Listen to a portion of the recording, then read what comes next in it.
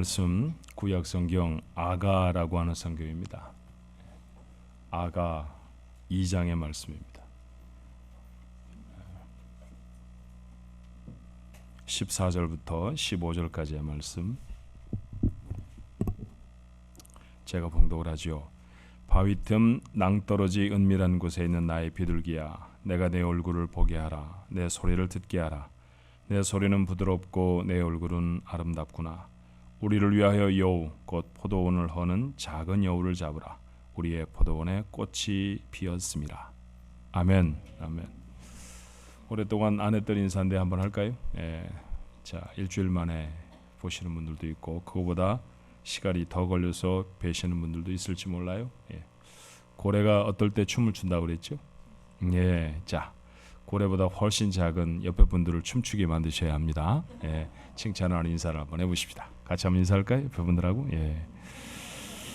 안녕하세요는 인사 안 됩니다. 안녕하세요 말고 다른 걸로 하셔야 합니다. 칭찬하라고 그러는데도 안녕하세요 이렇게 안녕해야 다 하죠. 여자분들은 대충 어떻게 하면 기뻐할까요? 그렇게 수준 높게 아름답다 이렇게 말하면 조금 우리가 닭살 돋잖아요. 그러니까 아유 이쁘시네요 이렇게 하면 되고요. 남자들은요? 남자들은 잘생겼다고 아직도 그 나이에 잘생겼다는 소리에 감동을 하십니까? 정말 저는 좀 잘생겼다는 말보다도 제가 비행기를 타고 오는데 이 세 자리 이렇게 앉았죠. 통로 쪽을 예비를 했거든요. 그래서 통로 쪽에 앉았는데 안쪽에 전 요즘 그런 분들하고 참 많이 탑니다. 거의 저 2배쯤 되는 할아버지, 미국 할아버지가 다 앉으셨어요. 굉장히 불편하실 것 같아. 그랬더니 조금 있다가 저한테 그러시더라고요. 좀 나오셔야 하니까 영맨 제가 좀 나갈 수 있게 해주시겠습니까? 얼마나 감사한지가 발딱 일어섰습니다. 남자들은 무슨 얘기를 들으면 좋다고요? 젊어 보이십니다. 영맨 다시 한번 하세요. 모르셨으면 여자들한테는 이뻐 보이십니다. 남자들한테는 젊어 보이시네요.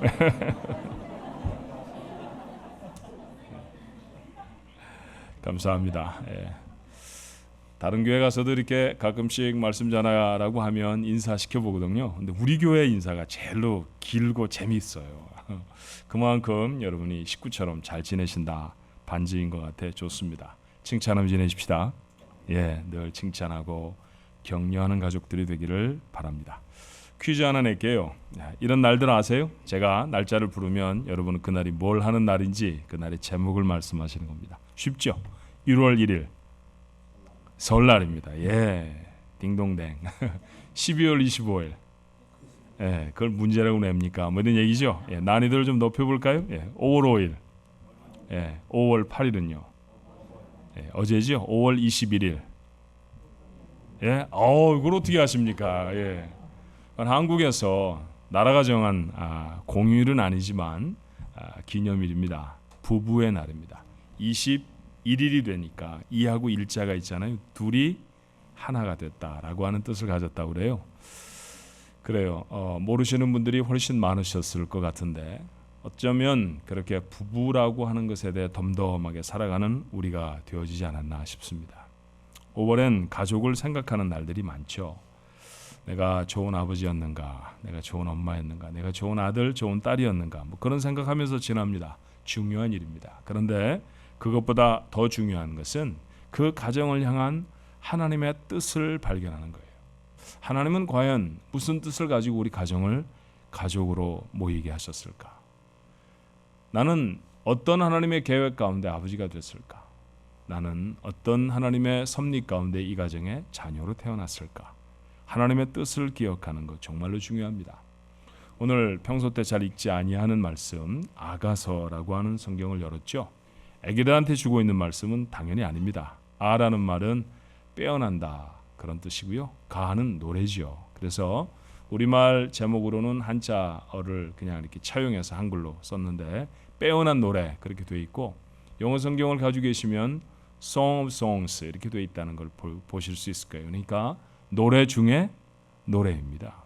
사랑을 노래하는 성경이죠. 자, 이 말씀은 때때로 읽을 때 얼굴이 좀 붉어지는 구절이 있는 것도 사실입니다만 사실 이 말씀이 우리에게 가르치는 가장 궁극적인 가르침은 그리스도의 신부된 교회가 어떻게 주님을 사랑해야 하는가에 대한 교훈이에요. 그런데 그 말씀에 정말 많은 부분은 실제로 가정을 위한 교훈이기도 합니다. 자, 오늘 본문의 말씀에 솔로몬이 자신의 사랑을 이렇게 노래하지요. 14절이었습니까? 바위 틈 낭떠러지 은밀한 곳에 있는 나의 비둘기야, 내가 내 얼굴을 보게 하라. 내 소리를 듣게 하라. 내 소리는 부드럽고 내 얼굴은 아름답구나. 손 한번 들어볼까요? 최근에 남편으로부터 이런 얘기를 들어본 아내들 한번 손 들어보세요. 비둘기는 고사하고 독수리라고만 안 불러도 정말 다행이다 싶지 않아요? 그렇죠? 자, 아내를 향해 이렇게 고백해주는 남편이 있다고 하면, 그런 고백을 듣는 아내가 있다고 하면 세상에서 가장 행복할 것입니다. 틀린 얘기인가요?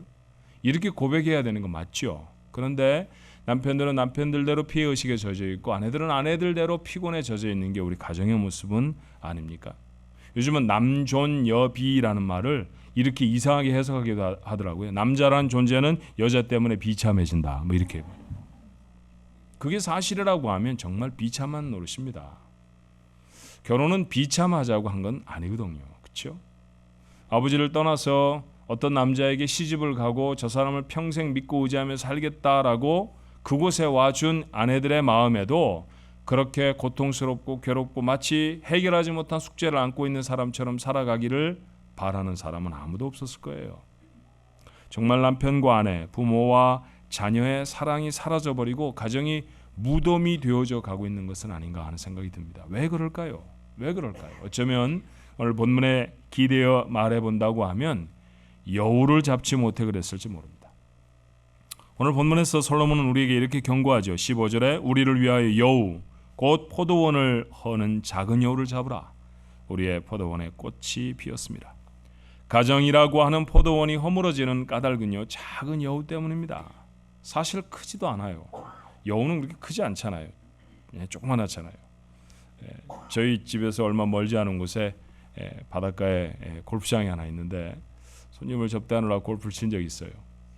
근데 그 여우가 나오더라고요. 얼마나 졸졸졸졸 따라다니는지 뭔가 좀 먹을 거를 얻어 먹었던 습성이 있는 것 같아요. 근데 제가 여우를 보면서 무슨 생각을 했는지 아십니까? 정말 여우같이 생겼더라고. 여우를 향해서 어떻게 다른 말을 할 수가 없어요. 작고 꾀가맣게 생겼고 뭐 그렇죠, 그죠? 근데 털은 너무너무 아름다운 색을 가지고 있는. 그 여우는 그 큰 짐승은 아닙니다. 그런데 그 여우 때문에 포도나무가 상처를 입지요. 막 피려는 꽃은 져버리고요. 그러다 보면 결국 열매를 얻을 수가 없습니다.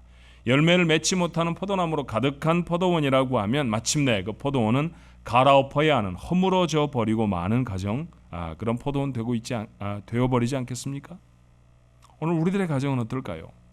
작은 여우 몇 마리 때문에 엉망이 되어버리지는 않았나 하는 것입니다.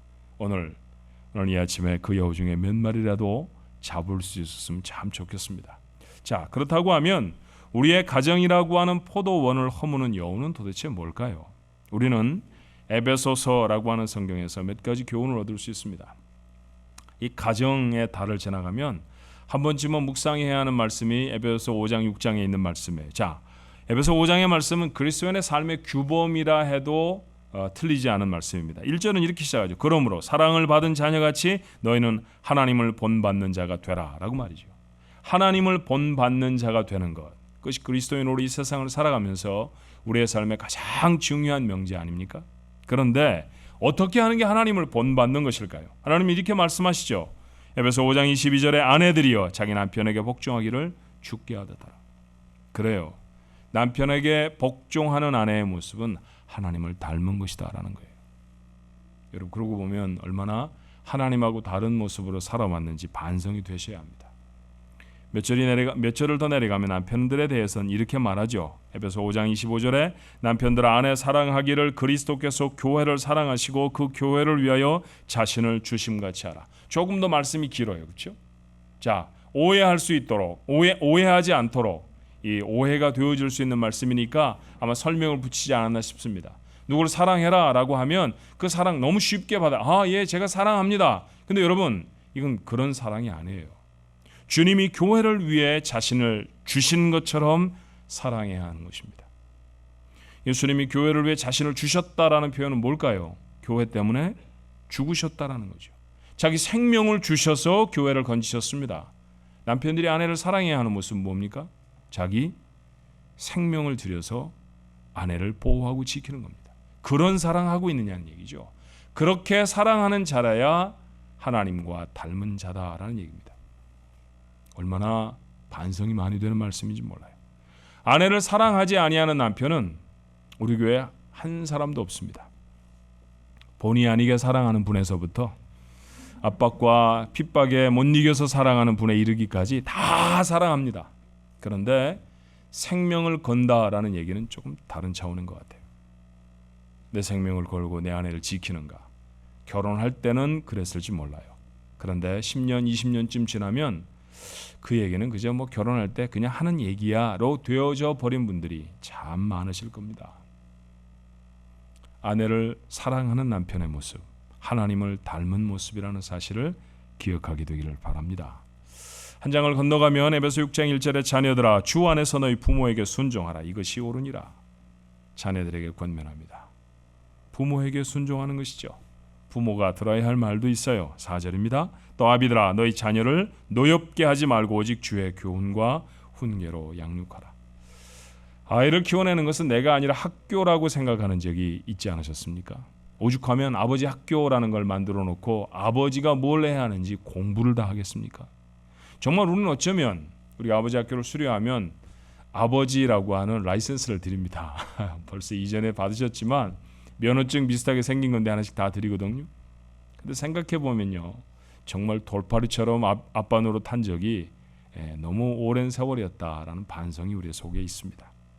주의 교훈과 훈계로 자녀를 양육해내는 것, 노여워하지 아니하도록 그들을 보호해내는 것, 정말 기도하지 아니하고 하나님 앞에 간절히 매달리지 않으면 가능하지 않은 일이죠. 그런데 이 일을 감당하는 아버지들이, 이 일을 감당해내는 어머니들이 하나님을 닮은 자라고 말해요.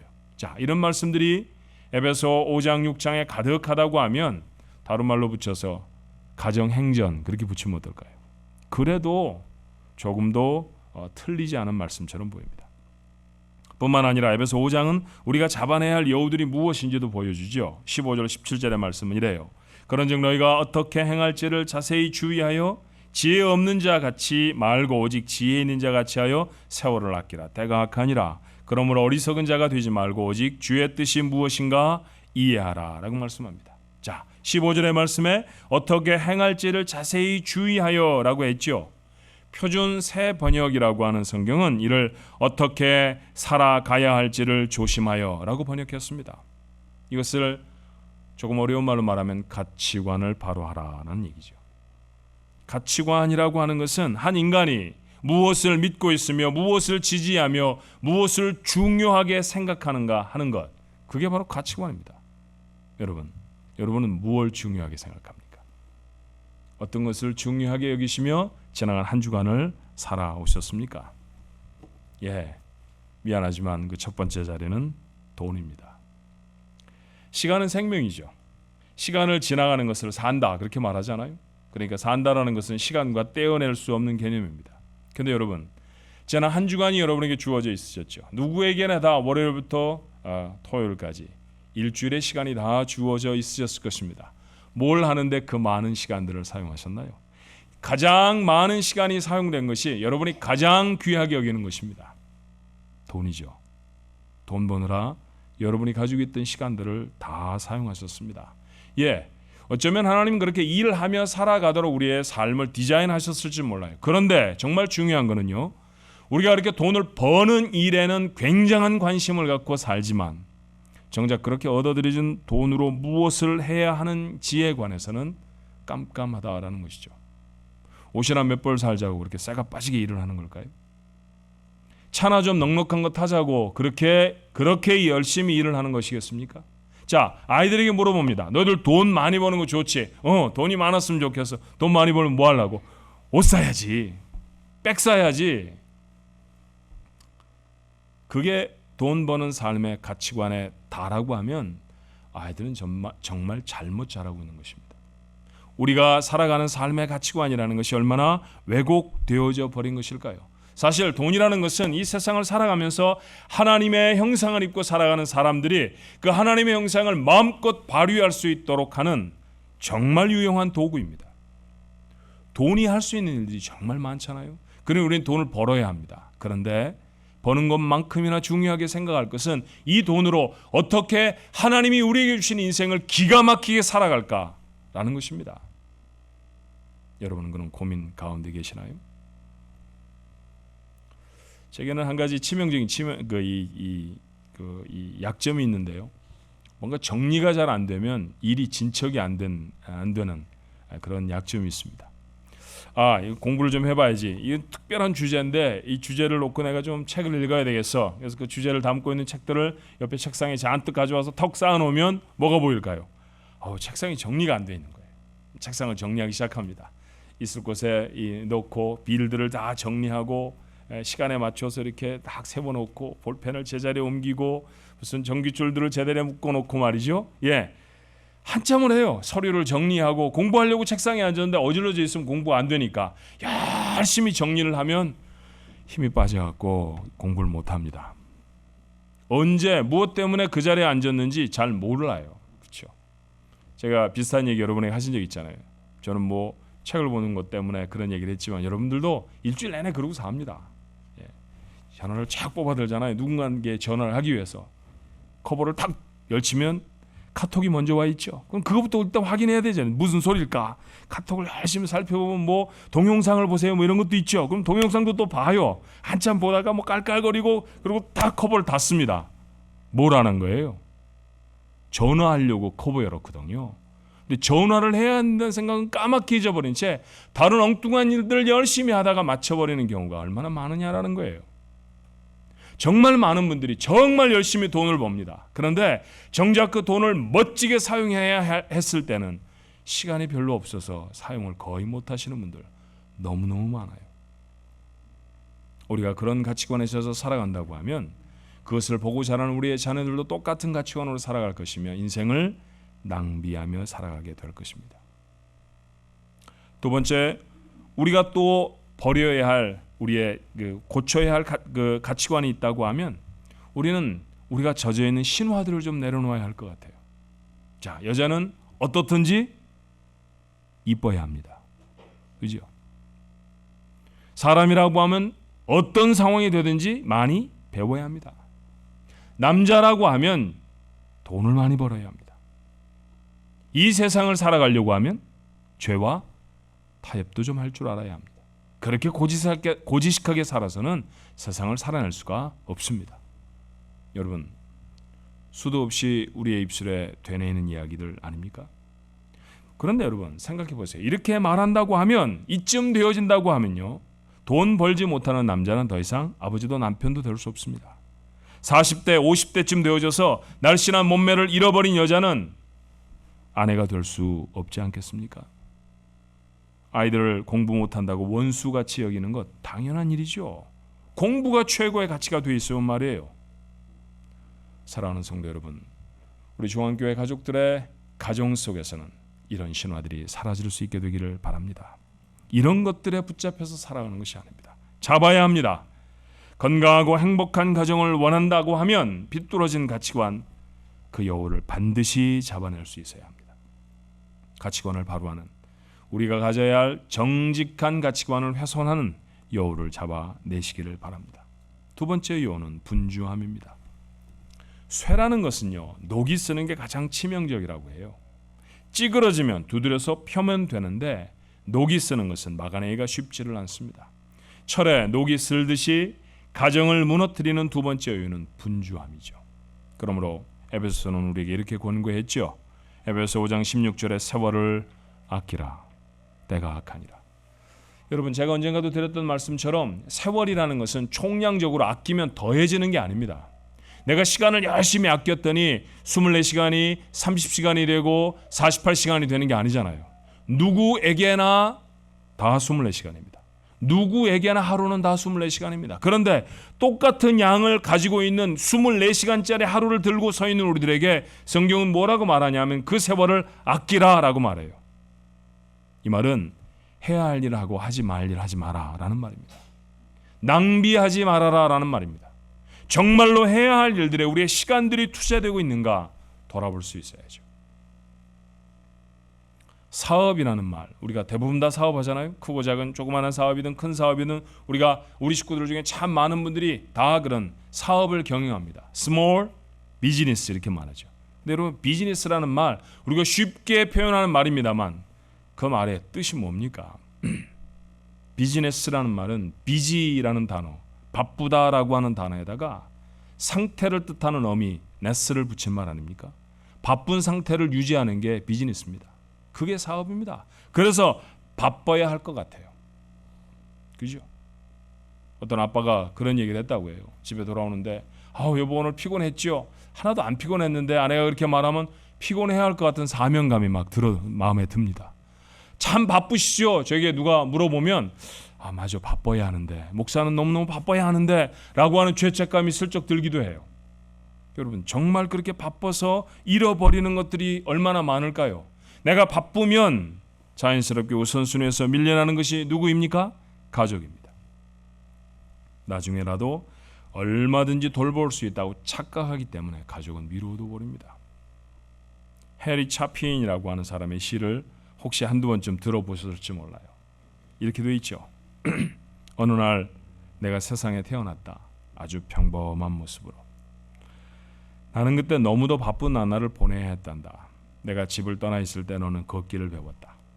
그리고 더 자라서는 우리가 알아들을 수 있는 말을 하더구나. 너는 말했다. 아빠, 난 아빠처럼 될 테야. 아빠처럼 되고 싶어요. 그런데 아빠 언제 집에 오세요?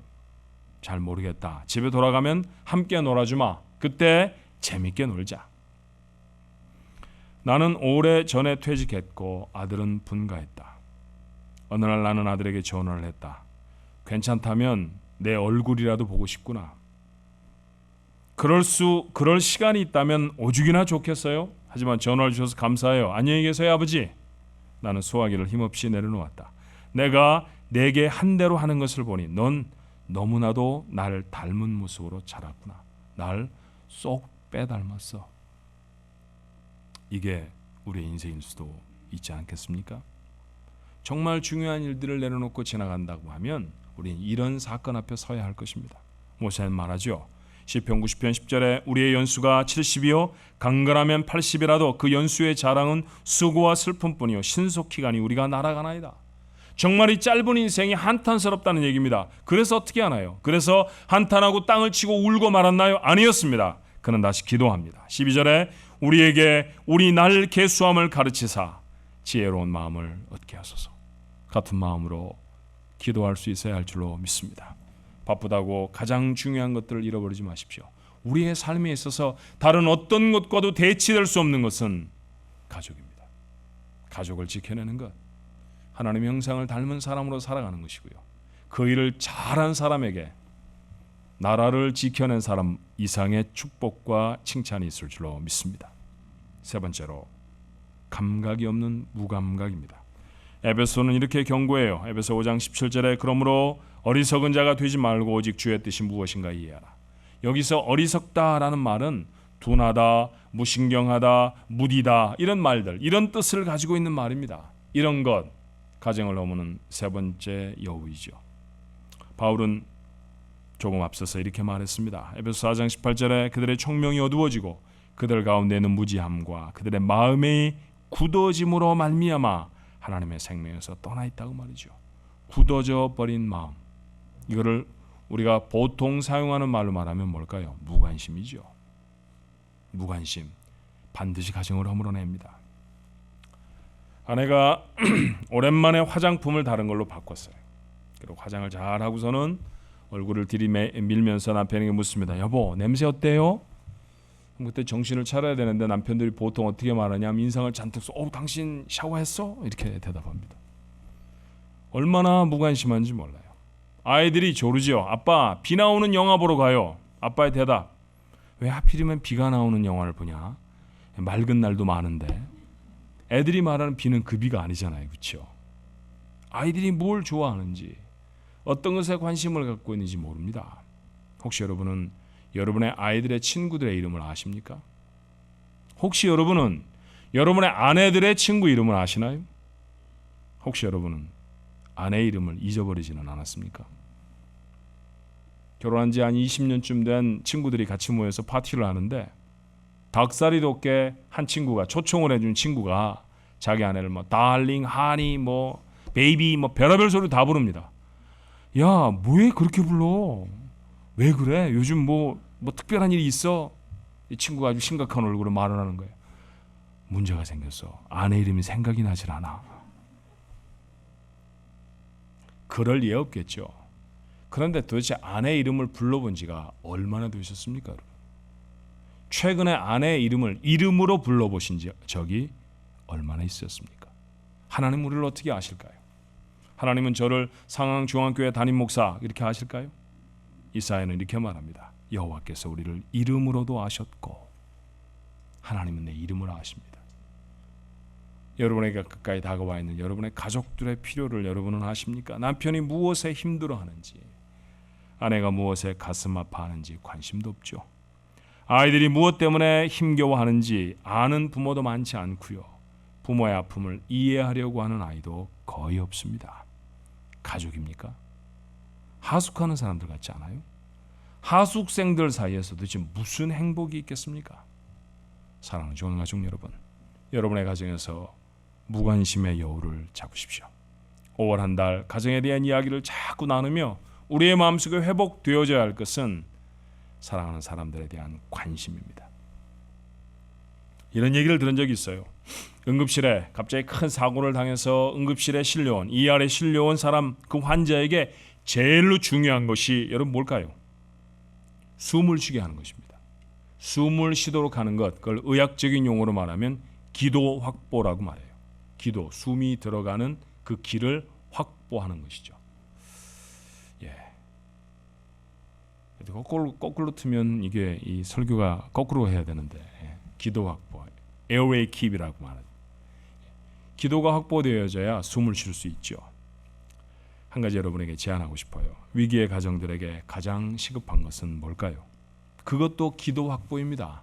그 기도는 숨 쉬는 기도가 아니라 하나님을 향해 기도하는 것이죠. prayer keep. 그것이야말로 우리의 가정들을 살리는 방법 되지 않겠어요? 그래서 에베소는 이렇게 권면합니다. 에베소 5장 17절에 그러므로 어리석은 자가 되지 말고 오직 주의 뜻이 무엇인가 이해하라. 주의 뜻이 무엇인가 이해하라. 아버지 학교라는 것을 3시간 했군요. 오늘 마지막 시간을 갖습니다. 굉장히 큰 은혜들이 지난 3시간 동안 있었습니다. 오늘 이렇게 줄무늬에 코치복을 입고 함께 참여하신 분들이 아버지 학교 스태프들이신데 정말 저분들의 헌신이 얼마나 눈물겨운지 몰라요. 정말 고맙습니다. 그런데 아버지 학교라는 걸 오픈을 하고 사람들을 초청하면 아버지 되는 중요한 방법들, 아버지 노릇 잘할 수 있는 비결들 이런 거 배운다고 생각해요. 물론 아예 없는 것은 아닙니다만 사실은 그 4시간 동안 우리가 정말 많이 하는 것은 아버지 됨에 대한 묵상입니다. 하나님은 나를 어떤 아버지가 되게 하셨을까? 하나님의 뜻은 과연 뭘까? 아버지 되어진 내 삶 속에 하나님이 원하시는 뜻은 뭘까? 이런 거 말이에요. 맞아요. 그게 첫 번 걸음입니다. 여러분의 가정을 허무는 여우들을 잡아내려고 하면 남편 되어져 있는 나를 향한 하나님의 뜻은 무엇일까? 아내 되어져 있는, 엄마 되어진 나의 삶에 하나님이 지금 요청하는 것은 무엇일까? 그것에 대한 고민과 묵상이 있어져야 한다는 것이죠. 그렇죠. 그것은 연세가 많든 젊은 부부이든 상관없이 여러분에게 동일하게 필요한 것 아닙니까? 어떻게 하면 하나님의 뜻을 알 수 있을까요? prayer keep. 그래요. 기도를 확보하는 일입니다. 하나님 앞에 무시로 무릎을 꿇고 기도하는 일이죠. 하나님 제 비즈니스가 잘 되게 해주세요. 하나님 제 신분이 회복될 수 있게 해주세요. 하나님 저희 아이가 좋은 대학에 가게 해주세요. 라는 기도만큼이나 하나님 우리 가정을 향한 하나님의 뜻이 무엇입니까? 그것에 몸부림치고 계십니까? 기도하셔야 할 줄로 믿습니다. 포도원에 들어온 여우들로 고통스러운 가정은 혹시 아니십니까? 잘못된 가치관이라는 여우가, 분주함이라는 여우가, 그리고 무관심이라는 여우가 우리의 가정이라는 아름다운 포도원에 날뛰고 있으면 아무것도 맺을 수가 없습니다. 먼저 기도하기로 하십시다. 하나님이 우리의 문제를 밝히시고 해결책을 보이실 줄로 믿습니다. 우리 가정을 만드시니 하나님이시잖아요. 진실한 마음으로 우리의 문제를 들고 하나님 앞에 설 때 하나님이 돕지 않으시겠습니까? 여러분에게 이런 문제는 이렇게 해결하십시오, 저런 문제는 저렇게 해결해야 합니다라고 길과 방법 서너 가지 말씀드린다고 해서 이 안에 있는 모든 사람들의 문제가 다 해결되는 건 아니에요. 그런데 하나님 놀랍도록 공평하신 분이라 하나님 앞에 엎드려 기도하면 여러분의 그 다양한 가정적인 문제 그 앞에 서서 여러분이 얼마나 힘겨워하고 어려워하는지 아시는 그 하나님이 답해 주실 줄로 믿습니다. 가정을 허무는 간교한 여우들을 잡아서 행복을 회복하는 그런 가정들이 되시기를 주님의 이름으로 축원합니다. 기도하십시다.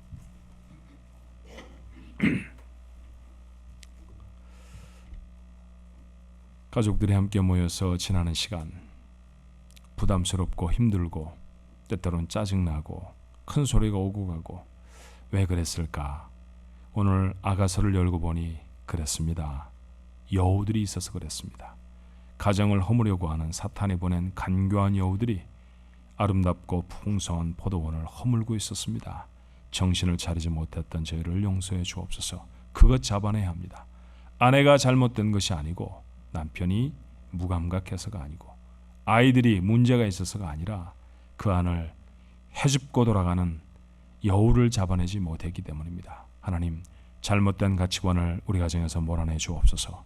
하나님, 온전한 사랑이 회복되어질 수 있도록 무관심의 자리를 털어 일어설 수 있도록 하나님 역사해 주시옵소서. 우리 하나님 앞에 간절히 기도하며 하나님 앞에 서는 그런 은혜가 있도록 도와주시되 바쁘고 분주하다고 모든 일을 다 미루어두는 그런 미련한 자의 모습이 저의 모습이 되지 아니하도록 도와주옵소서. 행복하라고 가정을 이루어 주신 줄로 믿습니다. 하나님 우리의 가정들을 회복시켜 주셔서 진정한 행복이 저들 속에 임하게 도와주시고 아버지 노릇, 엄마 노릇, 남편 노릇, 아내 노릇 잘해서 하나님 닮은 사람들 되어지도록 축복해 주옵소서. 예수님 이름으로 기도합니다. 아멘.